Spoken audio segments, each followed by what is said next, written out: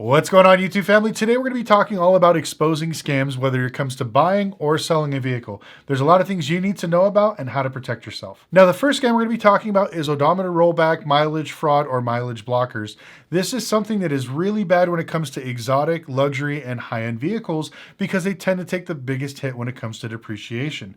Now, typically on these cars, it costs a lot of money to do this, but now that these units are getting much cheaper and people are buying them all over the internet, I've seen these things in like 2015 Nissan Altimas. So these things are making your rounds. So basically what these things are little things they plug into the dash and they're called mileage blockers or stoppers, or they have a computer where they actually roll back the miles. And this prevents the car from basically depreciating or showing more miles. Now this unit I got out of a friend's vehicle. He basically paid a lot of money for a Rolls-Royce Wraith with really low miles out of Florida because he thought that it was a clean car and owned by an old guy. And by the time he got it up here to Vegas, we pressed a few buttons, I saw the dash light up and I knew that there was a mileage blocker on it. We actually took our scanner, put it into the car, and read the miles from the transmission and the other ECUs, not just the gauge cluster, and we found out that the car had 30,000 more miles than what he originally thought. Now, he tried to go back to the dealership and get his money back. Unfortunately, they didn't want to do it. I told them that I could show proof that they had this thing in there, and we're going to take him to court, and we're going to expose all the other cars that he has, and we're going to call everybody that has a car registered with them. And they literally gave him his money back the next week, but I kept this because these are some of the things that you're going to see out there. Now, when I go to the repo yards, I had another one. I can't find it, but there were a lot of these ones in just regular cars, Kias, Hyundais, Volvos, because people are doing Uber, Lyft, or just driving the heck out of the car, or they have some sort of lease where they can get a really low payment if they don't rack up miles. And that's why these people put these things on there. Before you purchase a vehicle, take it to the dealership and ask them to verify the miles through the PCM and the TCU. This is the only way you're going to get the adequate amount of miles. Now, if the transmission was swapped, there should be a different VIN number. The miles may be off, but there's usually ways to tell if the mile is not. There are so many cars out there that are like super, cheap, or they look like they have really low miles, but you look at the inside, they look beat up, a little bit dirty. More than likely, those cars have too many miles.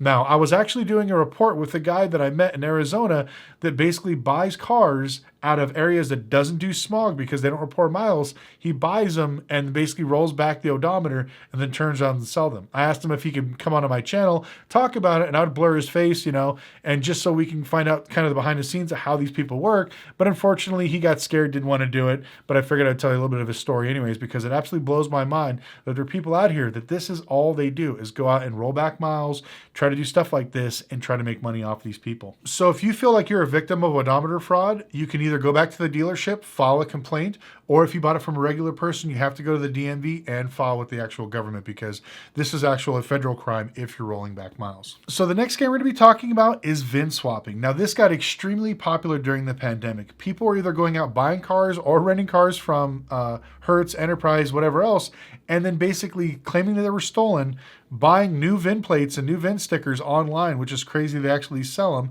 and put them on the vehicles and then order a new title, which is a fake title from online as well, and put them up for sale. Now, it sounds crazy, it doesn't seem real, but people were doing this all the time. There were literally people like bragging about how much money they were making, getting cars from Hertz and then turn around and selling them for $30,000, $40,000.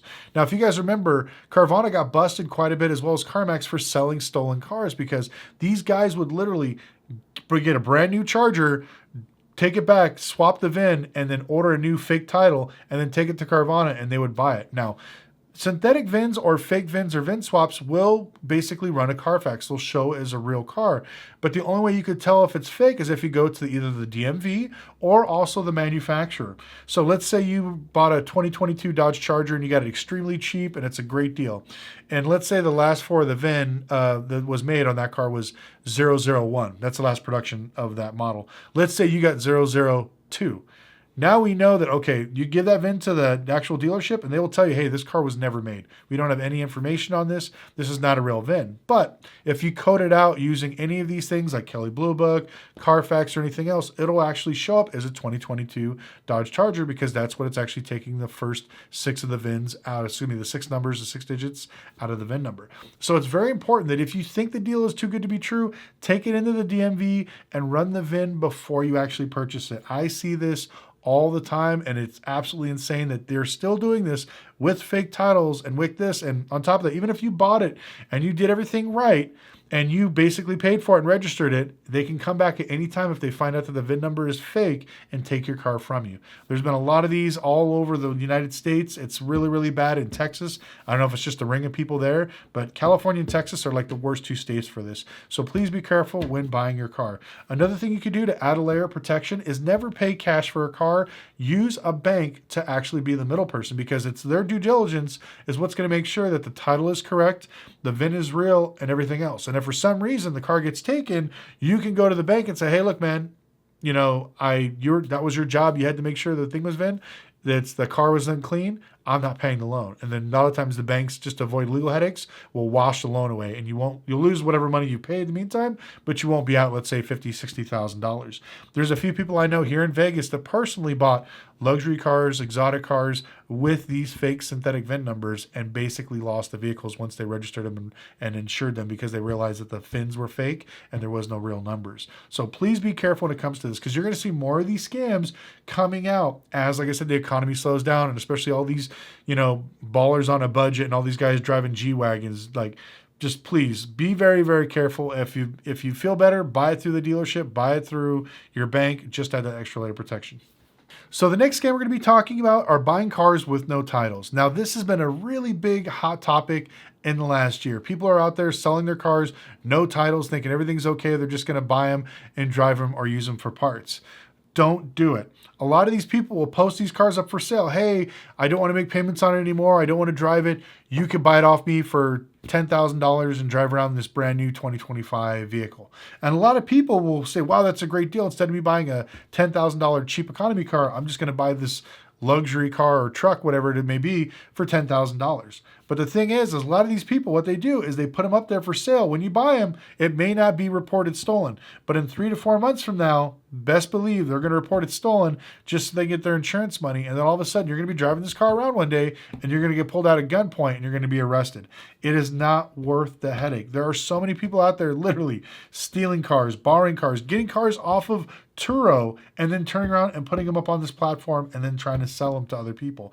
That's how crazy the economy is right now. When everybody keeps telling me the economy's fine and people are not desperate, when people start doing crazy stuff like this just to make money, it just lets us know we're going further down that rabbit hole. So please be careful when it comes to that. Do not buy any of these cars where they're claiming they don't have a title. If they say they got to file for a new title or whatever else, say no problem. A lot of states, if you go down to the DMV, you don't have to file for a new title. They can basically transfer ownership to the next person and there's no problem. But if they refuse to do that or they don't want to do that, then more than likely there's some sort of issue with the title. Please stay away. But if you see some of these groups on Facebook offering you a car with no title, stay away. Don't buy it. So another scam I see a lot of on Facebook Marketplace is take over my payments. Now, it sounds pretty simplistic and it seems pretty honest, but I always tell people you don't want to do this.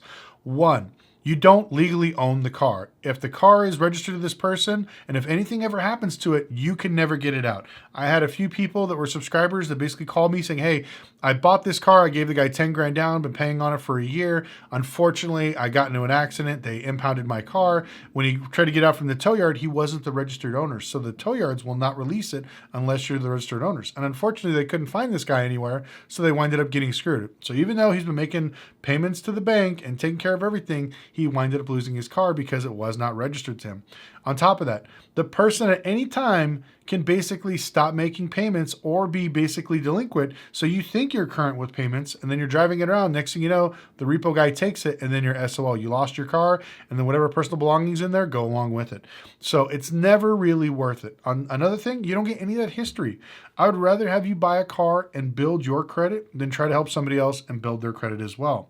And if you're thinking about doing this with your current car, don't do it, because at the end of the day, you're still legal and liable. If somebody takes your car, runs through, a crosswalk, runs over a bunch of people and crashes into a school bus, when the cops find that car, they're not going to come looking for that person. They're going to come look for the registered owner, which is you. You do not want to be associated with that type of stuff. Stay away from it. Don't buy a car on payments from a regular person, and don't sell your car to a regular person on payments. And I know some of you guys will be like, oh, but it's going to be from my friend or my family, especially not your friends or family. Because when it comes to money, if you're having a bad time or the other person's having a bad time, nobody's going to care. They're only going to want what's best for them, and that's what's going to cause a lot of fights and drama. So please stay away from making payments online to regular people. Now, this next scam is for my buyers and sellers. These guys are still lingering around. Every time I talk about it on my channel, they tend to pop up and they email me. It's going to be about CPNs and trade lines. CPNs are consumer profile numbers. It's like a fake social security. Now, I always tell people they're illegal, and everybody will chime in the comment section. No, they're not, Lucky. They're not illegal. You're allowed to have them. You can have any whatever 8-digit number you want, but if you start using it for the intent of actually applying for credit and defrauding companies, that's when it becomes actually illegal. So there are a lot of people out here that are still trying to sell CPN numbers with BS trade lines from some crappy credit card and some jewelry stores to basically boost your credit. I tell people stay away from this, because if you buy a car under this false pretenses, at any time the bank can come pick up that car. And on top of that, if they feel like you defrauded them and you did it on purpose, they can basically turn you into the feds. And then the feds can be like, what are you doing? Why are you using fake IDs, fake registration, fake social, fake driver's license to obtain a vehicle? And then all of a sudden now you're in a really big hot water. Now, a lot of these credit gurus are always on YouTube and other places trying to sell these things. And I tell people, it doesn't work anymore. A lot of dealers, we have a system like LexisNexis that'll tell us if the number is actually real or not. Because if I run your social security number and you're a 35-year-old man and you've never paid a power bill, never paid your taxes with this social security number, it's going to throw up all kinds of red flags. But people still do it because there's a lot of automated systems that just run the number. And if they see a high enough credit score, then they're good to go. Another thing that happens is I've seen people spend thousands of dollars buying trade lines, which are like aged accounts of credit cards, Visa, MasterCard, and putting them on this fake number, and they use their name or something that's attached to birthday and address. All of a sudden, all those credit profiles merge, and now all of a sudden you have your good credit and your shitty credit showing up on one report, and you may even have even worse credit. I've had people literally sell trade lines that were $50,000 credit cards that were completely maxed out at 80% utilization. It literally tanked their credit. It didn't help them. And people were paying $1,000 just to get these things on their credit for 90 days. So when it comes to credit repair, stick to a reputable person and find out what they're doing. I'd rather have you spend your money cleaning up your credit than putting $20,000 down and paying 18% interest on a luxury vehicle. And when these scammers come up to you and tell you, I can get you a car, I can get you a new CPN, I can get you all this great stuff, just give me $5,000, say hell no. Don't even waste your time. Let them go somewhere else. If you guys want to debate me, go ahead in the comment section below, because I always laugh when I see these people. Whoa, I get people approved, I get this done. Yeah, I mean, every once in a while, a blind dog could find a bone, but eventually you're going to get screwed because somebody's going to burn somebody. And if you're outright intentionally buying CPNs just to burn people, it's going to come back up to you and bite you in the ass. So please stay away from that. You don't get associated with it. Just build your credit the right way. The next scam we're going to be talking about is straw buyers. Now, I know a lot of you guys have never heard of that terminology, but it affects mostly dealers and people selling cars, but I want you guys to know about it. Now, there are a lot of people that are leaving the country every year in the United States, whether maybe you're a student of there, you're retiring and going back home, whatever the case is, there are people out there that will find somebody, like let's say a Chinese student, like, hey, you're leaving the country, you got your degree, you're going back home, you have great credit, let me give you $25,000 cash, and you go to Mercedes and buy a car for me with no money down, and I'll just take it and drive it around. Now, most of these people are like, well, I'm not coming back to the US. I'm going to go back home, so I don't care about my credit. So yeah, go for it. So they will literally go out there, buy a car, get the $25,000 cash, put it in their pocket, and they just fly back home. Now, these people are literally out there finding students, retirees, or even, I hate to say it, people that are getting deported right now to basically use their credit to go out and buy stuff and basically never pay on it. And so this is why if you ever hear at a dealership, no straw buyers, people got to be there. The person buying the car has to be there. Now, this became really bad during the pandemic because we couldn't really talk to a lot of people, and a lot of banks didn't care. We always have to verify ID and make sure the person matched the ID.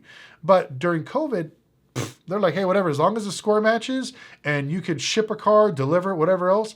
I remember literally the bank telling me, oh yeah, the customer wants the car dropped off at this Arby's. I'm like, you want me to drop off a $60,000 car to an Arby's parking lot? And they're like, yes. I'm like, all right, I'll do it. But if it's fraud, I don't want to be held liable for it.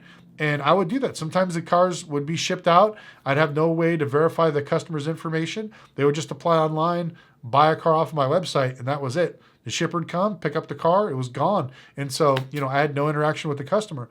This was really, really bad. And so this is when all that straw buying basically blew up and people really got the skill of honing it really in. I can't remember the name of, there was a news network that literally did this. It was a group of younger Chinese guys that got busted in LA, but they were literally getting all these Chinese students to give them their credit so they can go out and get credit cards and buy houses and buy cars and all this crazy stuff. And every year they would just have new kids coming in and new ones leaving. And so it was just a constant array of making money off these people. Now, like I said, a lot of banks and dealerships are going to be very worried about this. So if you do have a friend or family member that's going to help with you or co-sign with you or whatever else, or if you're trying to buy a car online and the dealership wants you to send in multiple forms of ID and wants to do some sort of verification, don't be surprised because that's what they're worried about. But anyways, I'd love to know your opinions in the comment section below.